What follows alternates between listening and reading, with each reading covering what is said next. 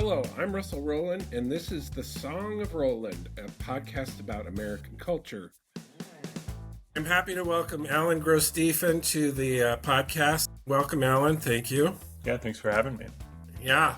So Alan has just recently published a book called The Banana Wars that's just about to come out in paperback with Dezonk Books. And first, I wanted to ask you about your connection to Colombia. You lived there for a while, right? But are you a native of that country? No, I'm not native to Colombia. I actually grew up in the Midwest. I was born in Minneapolis and so grew up around there. But I moved to Colombia in 2001 and lived there for a few years. And I've been back ever since. So I'm there all the time. I mean, at least every year it feels like for the summer or for, weeks or months. And I've just made, really strong connections there. I lived in Bogotá, but and for those 3 years, I moved a little bit around the country. But once things sort of calmed down in other parts of the country, or it was safer to travel, as I went back, I started going to places like where the book is set, Urabá, which I guess I could have gone there when I lived there in the early 21st century, but it would have been tense. That would have been a tense moment. Oh, yeah. Yep. So what is it about that country that attracts you there? It's hard to say in a way. I think when I went there initially, I had already lived in Latin America. I lived for a period in Chile, in Santiago, and loved the literary scene there. I loved all the poetry. And I think what drew me to Colombia was the war, and was also, I think, the involvement of the United States in the war. And so I was there doing some work as a journalist and writing about the coca fumigations and displacement. These were people from all over the country, right, who had been displaced often by violence, sometimes just by poverty. And it was, I don't know, I think what drew me sort of into that was just the culture of storytelling, everybody just talking. And some of the stories many of the stories I think were really hard to bear, and had or histories of trauma and violence, but were also fascinating, right? And we're being told with, I don't know, all this just sort of brilliant insight, and kind of the same I think goes for the research on this book. I went to Urabá and started talking to people, and immediately you sit down and just you hear stories that I think blow your mind, and that leads to writing. So the perception of Colombia is that it's a pretty violent place. Most people know about the drug trade being such a dominant feature there, but what else about it is interesting and maybe people don't realize is happening in that country? Yeah, I mean, everything, really. I mean, there's such a small percentage of people involved in the drug trade, even though it's a lot of money, right? I mean, it's part of the business world. The laundering of money is in everything. And it's in the government in different ways. However, yeah, the people I know, my friends, most of my acquaintances, they've got just nothing to do with that, right? I mean, if you go to Apartado, where part of the book is set, like you see, kind of who's who in some ways. You can see who's involved in the drug trade. They're on motorcycles, or they're on, specific SUVs that are all tinted, and certain bars and restaurants and all that. And you hear stories about certain people and all that. But yeah, I think the thing that, people maybe don't know is just, it's a very warm, it's a very friendly, it's a very generous, very hospitable culture. Like, I felt like even in a big city like Bogotá, which is, known as a kind of a colder place in terms of the people, I would make friends every time I went out. I would go to the bookstore and make friends with people there. And so there's this kind of culture of, I remember hearing this word when I first moved to Bogotá, of tertulia, which is to sit around and talk about books and art and music. And so that, I just sort of love that you sit down for a coffee, or a drink, and people don't think about the time, right? You just hang out, and you tell stories, and you listen to each other, and then, like I was saying before, Bogotá has been this capital for people from everywhere, all over the country. So you start to learn about, people from the plains and people from the Caribbean coast and people from the Pacific coast, just bringing, I think, all these different ways of thinking about being alive and working and surviving different hardships, right? So, you just hear a lot of great stories.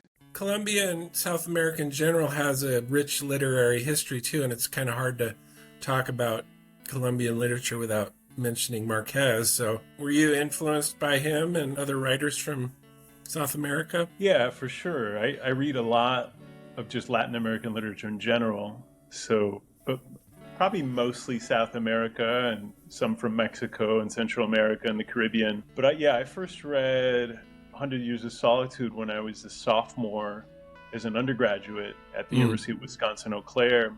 Obviously, I loved it, right? It was a great novel. And then when I was working on the Banana Wars, I reread it very differently, actually, because I've now been to his hometown, and I know people from around there. I mean, I know a bunch of people from the Caribbean and from around Santa Marta and all that. So the book changes a little bit. It's much more funny, in fact. Right? You start to see all the humor that's just so, common. In terms of contemporary writers, the writer Pilar Quintana, who has been translated into English and I think won the National Book Award or was a finalist for it for her book La Perra, The Bitch. And then her subsequent novel, Los Abismos, The Abysses, was also fantastic. And then there's Tomás González, who is from Medellin, who's great. I've read a number of his novels. And also from Medellin is Héctor Abad Faciolince, who's written a great memoir about his father being murdered by paramilitaries in Medellin, and also has written a number of novels. And and then for this book, for the Banana Wars, I was reading all over the place, but I think around when I started the book, I went deeper into the writing of Roberto Bolaño. And I'd already read Chile by Night and Savage Detectives and Distant Star, and those were all great, but I read 2666, and I think that just that huge scope of that novel that goes all over the world, right? And has tons of characters. It's 1,000 pages long, so it's definitely, a bigger project than mine was. But it definitely is a book that makes you feel like you can do anything, and that you have that freedom to move around. And he's also, I think, very interested in violence and sort of the economic forces behind violence. Because at the center of that book, even though it starts with this French, Spanish, British, and Italian, this group of academics, right, obsessed with the German writer, it's all centered around women being killed in a fictitious Ciudad Juárez, right, Santa Teresita, and their bodies showing up dead all over the desert and on the streets of the city, and they're mostly factory workers or they're sex workers, so the whole book is sort of just kind of rotating around that violence and who's done it and the police and everybody involved in that and how that somehow affects these people's lives in Europe. So I think that for me was like very eye-opening that, I wanted to write like that. Well, talk about the germination of the Banana Wars. How did you come to focus on that? I assume this is based on real events. It feels like it is. Yeah, it is. I mean, everything here is, there's all the characters are imagined and invented, but what is happening around them is historical, right? These are all things that happen. And so the book refers directly to certain events. And I think the historical framework of the novel is about this sort of from nothing building a banana industry in this specific place in Colombia in the late 70s, and just sort of consolidating all this land and creating this monoculture of bananas for export. And the people who did this, who came in and founded this industry, were mostly from Medellin, but there were Americans and Germans and people from all over the world buying up land and exporting bananas. And then in like the late 1980s, everything starts to explode, right? The workers organize into unions for better conditions, and the planters, rather than negotiate and give in a little bit, do the opposite, right? They start killing union leaders, and and they carry out certain massacres. And so the book actually begins referring to a couple massacres. Like one is in Punta Coquitos and Finca Honduras, and that's basically about this is in 1988 when these Medellin planters just essentially called in death squads who had lists of paper with names and went to banana camps and just pulled people out of their houses early in the morning and executed them. Mm-hmm. And so what happens there is then that of course strengthens the guerrillas, right? That the people resisting that kind of thing, or resisting the death squads, um, look for support and protection from the guerrillas. And so the guerrillas respond to that by killing banana managers, right? The owners themselves couldn't even visit their land at that time. They were all in Medellin, just sort of the same as my characters. They're doing business over the phone. And banana managers, anybody who's working in sort of an administrative capacity at a banana plantation was getting kidnapped or killed every day. And so it was going both ways in that way. And then I think the other, in terms of the books, I think the book starts, at some point I realized I wanted to start there when things begin to fall apart, right? Because there was a period where banana workers made more money than people in other industries in Colombia. And from all over the Caribbean coast, people were showing up in Urabá to get these jobs and to build these banana plantations. So it was good money. They were tough living conditions, but the hope was that everybody's quality of life would get better, that they would build schools and there'd be hospitals. And so there was a minute where the guerrillas really couldn't even recruit, right? There's no reason to exist, right?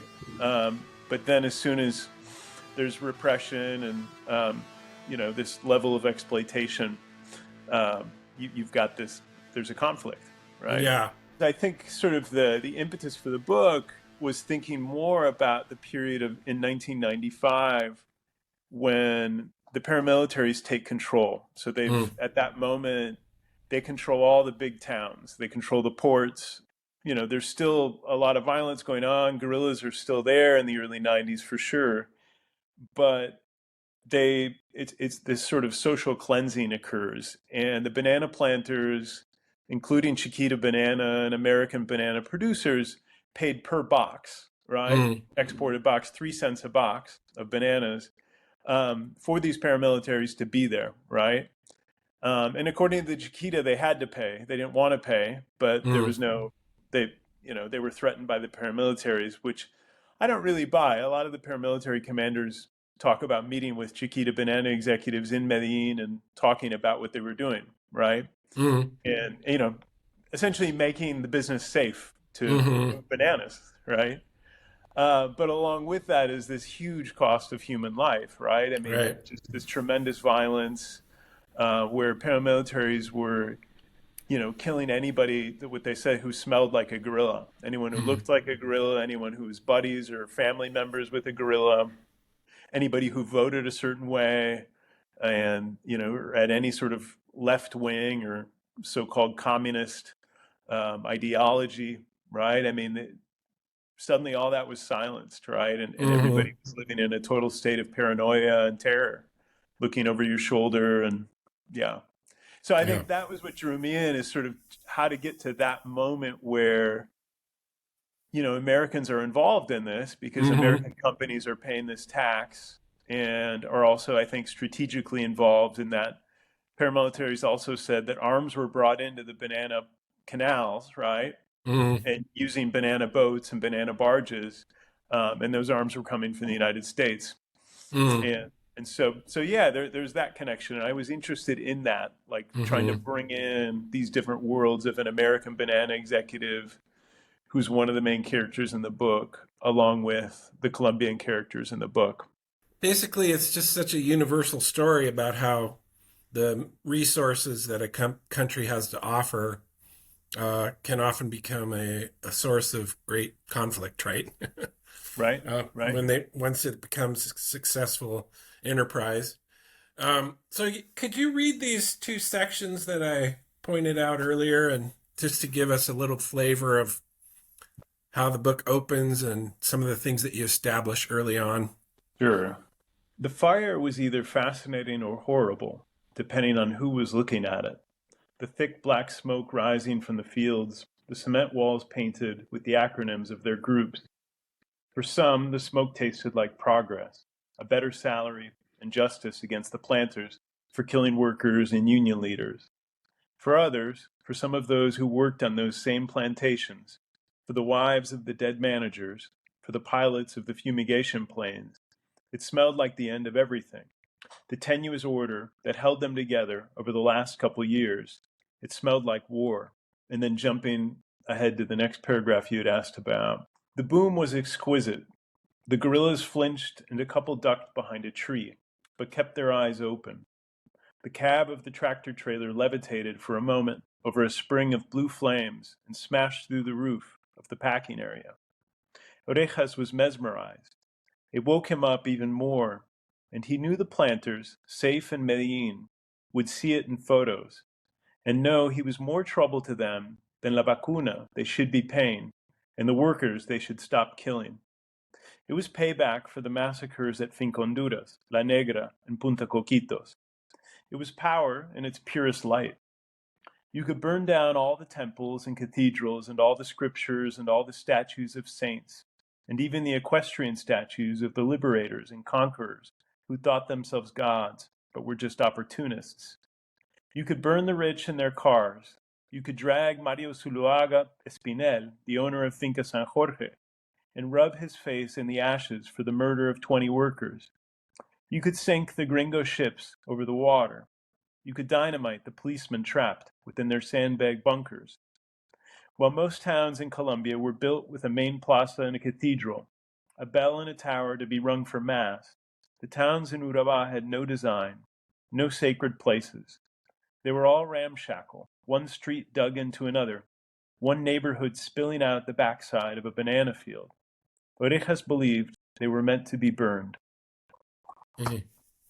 Good stuff. So one of the things I really liked about this novel is that you basically tell it in kind of an omniscient point of view, but you dip into a lot of the different characters, and some of them are well, they just cover a broad range of roles in this whole story, from the gringo in America who gets involved in this industry to the women. My two favorite characters were Nancy and Yulia. Mm-hmm. So, talk about what you were trying to accomplish with bringing all the different points of view and perspectives into the story. I think one way to think about it, and is that I think these characters, like you mentioned Nancy and Jennifer, Jennifer, sorry, yeah, yeah, who are not in a way. Neither of them is a member of an armed group. Neither of them owns land. Neither of them works for an American banana company. And so in some ways, they're sort of on the outside of that kind of business, right? That sort of trafficking and commerce. However, it's affecting their lives in significant ways. They're right in the middle of it. They are trying, Jennifer's trying to run a bakery with all this going on, and eventually gets a job as an accountant at a banana plantation. And I think what I was interested in was how, in real life, these people don't meet, right? The banana executive in Cincinnati probably never goes to these places, never hangs out with a woman from a bakery in Curulao, right? But in the book, they're close, right? You go from one chapter to the next, so you actually do see their lives existing side by side, and you see, the actions that they take affecting the other life, right? And you can see that they do have. And eventually they do meet in the book, right? I mean, I bring them together toward the end of the book, and Jennifer goes to Medellin and goes to the office and meets Jay, and so I think I wanted to kind of imagine what each of them sees and how they manipulate that situation. But yeah, I think that's sort of the idea, is to kind of show that people in these sort of distant places are very much connected, and that, that their lives just have all this nuance, right? All this Mm-hmm. depth and all these layers to them. And the book is sort of looking at that, looking at these lines between them, at this sort of, I don't know, this sort of web or constellation of lives that are just revolving around each other, Mm-hmm. and are are very much connected. Mm-hmm. So another thing I liked about it, and you sort of capture it in those passages you read, is as the incidents of violence continue to grow in this story, you keep that really understated, and the characters all seem to come to a place where they just recognize that this is part of what's going to be happening from this point forward. So how did you interview people for this story, or how did you come to a place where you're able to capture the fact that people eventually just kind of figure out that they're going to have to figure out a way to survive, no matter what's going on around them, or no matter how legal it is, or Right. whatever? Yeah, I wouldn't even say interview. I would just say have conversations with people. Right. And so, when I first started, I hadn't written a word. I started researching the book. I traveled to see an old friend who I knew when I lived in Bogotá, and he lived in Bogotá. And he grew up in the 80s and 90s in Apartado. He grew up in the middle of all this, and he lived through the transformation from, a culture very much dominated by the guerrillas, or the guerrillas were very much present in everyday life, to the cleansing and then the takeover of the paramilitaries. And so he saw violence, you know, every stage of it, right? Mm-hmm. And so I went to see him. He was in a small city named Quibdó on the Pacific coast. And then he sent me with a list of phone numbers and names to Apartado. And he set me up with a taxi driver to pick me up, who also lived through everything. And he had been a banana worker and a banana Mm. manager. And, guerrillas tried to kill him one morning and took his Wow. house from him and all that. So he became a really interesting source of information. He and I would drive around, and he would tell me stories. And we would sit and have coffee and talk. So that was sort of the first person. And then on that same trip, I went to see another old friend who also grew up in Apartado, and in the middle of everything. Her father was murdered in 1995 by paramilitaries who wanted to use one of his farms for a drug runway. They wanted to put in, which they eventually did. They built a runway and created a way station for trafficking cocaine out of there. Mm. And she's one of 22 brothers and sisters who, all lost this one father. And she was like, I think 18, or 17, about to graduate from high school when he was killed. Mm. And so through her, listening to her stories and then meeting all of her siblings, I know, I don't know, maybe 2/3 of her siblings by this point.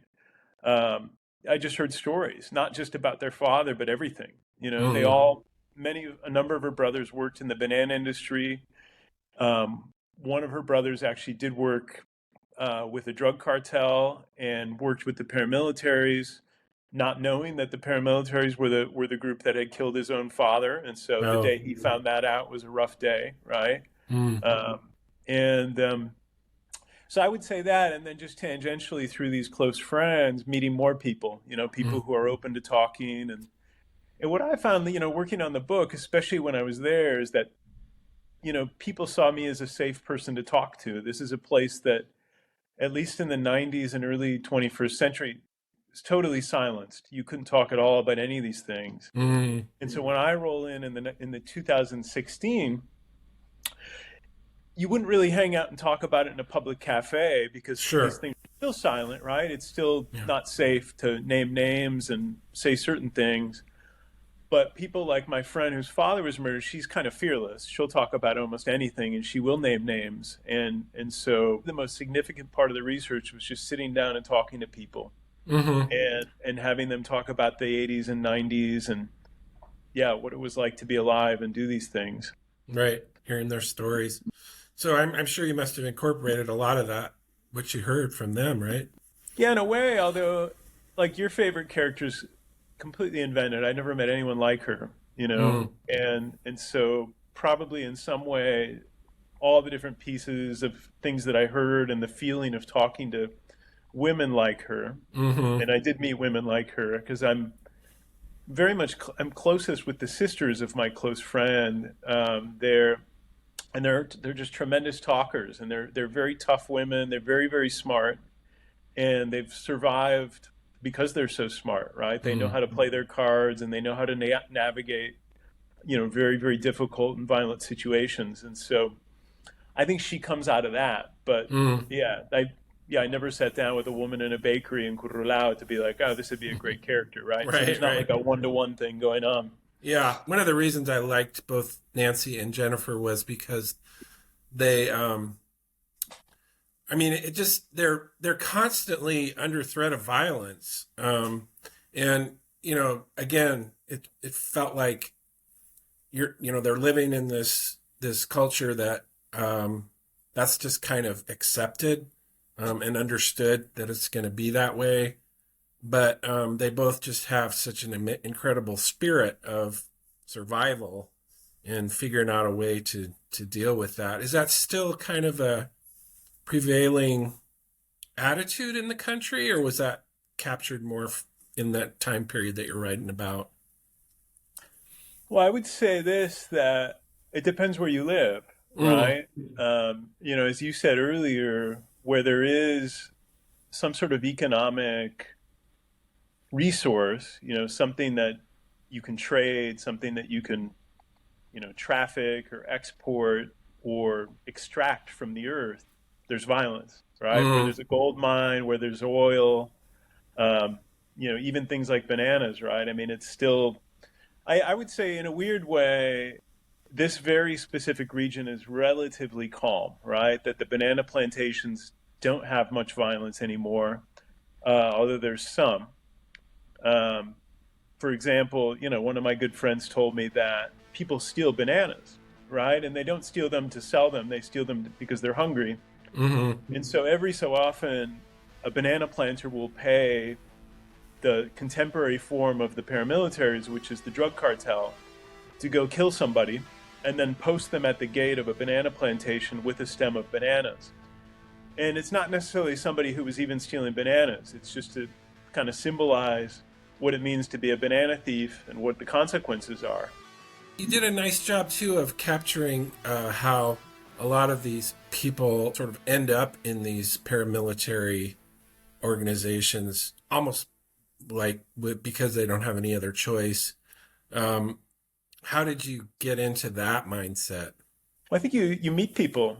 Like when I lived in Bogotá, I knew a couple of people who were members of different guerrilla groups, Mm-hmm. and they were really nice people. They had, I think, really good intentions in many ways, right? In terms of social justice, in terms of empowering communities that had been Mm, exploited and repressed in different ways. But their way of, I think, carrying out that justice or forming solidarity with victims of violence and impoverished people was violent, right? I mm-hmm. mean, it was Right. going to a hardware store and building a bomb and then bombing a police station. And when you bomb a police station, you kill policemen and maybe you accidentally kill the guy next door, right? Which would happen with frequency. The Mm-hmm. guerrillas would try to, kill one person and they ended up, accidentally bombing a daycare or something like that, right? These things happen. And so, anyway, you gradually meet people. And I met people who also were in the paramilitaries, and it's a job, right? I mean, Mm-hmm. this is not a job you would take if you were of any privilege, if you were a middle class kid Right. who could go to the university or could get any kind of decent, paying job. You were not going to take a job with the paramilitaries or the guerrillas, right? You were going to go become an engineer or a lawyer or a doctor. So that's the recruiting ground. It's people who are, grow up poor, grow up without education and access to education.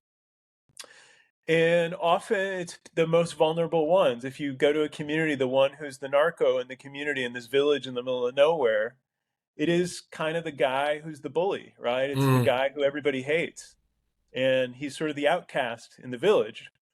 So, you're not cool in your village, so go join these other guys. And then next Yeah. thing you know, people have to respect you, or at least be afraid of you, right?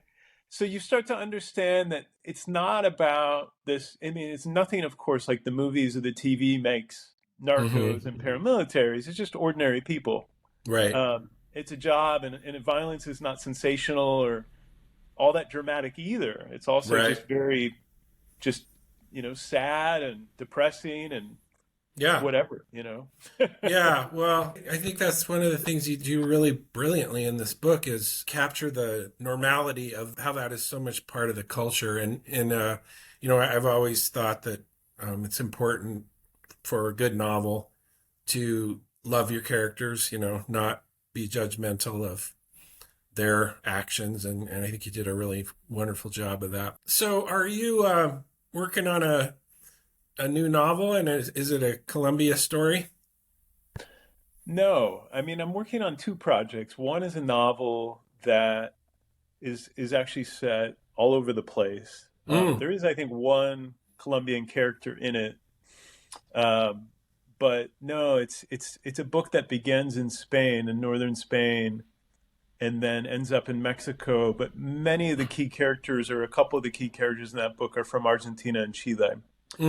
And so it's a book that moves around quite a bit through time and space. But it is, yeah, and actually one of those characters also is an Argentinian professor who teaches in Iowa. So there's a little bit of the United States in it also. So that's the novel. And then I'm also working on a nonfiction book about just this story of, land being stolen and people trying to get their land restituted in the banana zone in Urabá. Oh. And that story is centered on the story of my friend who I was telling you about before, Enilda Jimenez. And so I've spent a lot of time since I finished the novel. I keep going back every year to the same place. And I mostly go just to spend time with her and her family. And we go out to the farm, this very large farm. I mean, it's like 3 square miles of land that was taken from her family when her father was killed, and they've since returned to the land. So this is in like 2018. They went back out there and they've rebuilt the farm and they've turned it into a natural reserve. And so the book is about that. It's sort of telling that story of, the murder of her father, but then and all the consequences of that, but then how they've sort of addressed things today, right? How they're kind of rebuilding their lives in certain ways and getting back to this land. That sounds so. Those are the two projects. Great. Yeah.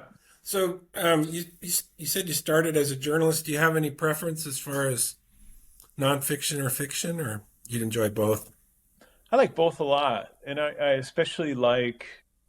I like nonfiction that is, to me, kind of in that gray area between poetry and nonfiction, right? The lyric essayists. And I remember reading, what was it, in like 2014, Claudia Rankine's Don't Let Me Be Lonely, right? Which has these pictures of TVs with static on them, and then pictures of TVs with images, and then just what she's doing with like the line, right? I mean, shaping text on the page and giving herself sort of the compression. I mean, she considers that a book of poetry, but I read it as a hybrid book. And so, yeah, I mean, I think that those types of nonfiction projects are very interesting to me, that tend to be very compressed, and there's a lot of attention on style and language, and often there's an element of visual, some type of photography or something like that in there. Cool. So when does the Banana Wars come out in paperback? I think it comes out in January. Yeah. Oh, okay. Very soon then. Yeah, cool. So very soon. Excellent. Yeah. Well, Alan, thank you so much for taking the time. Appreciate it. Thanks for having me. Yeah, my pleasure.